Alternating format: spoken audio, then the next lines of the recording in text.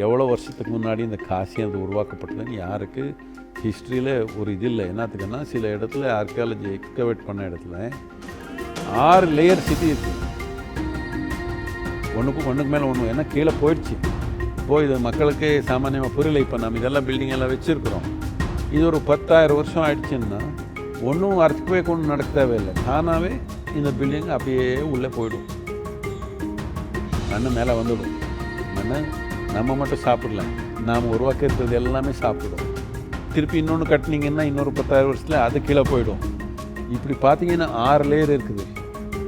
6 லேயர்ன்னு எவ்வளோ வருஷம் ஆயிருக்கணும் நமக்கு தெரியல, யாருக்கு தெரியல.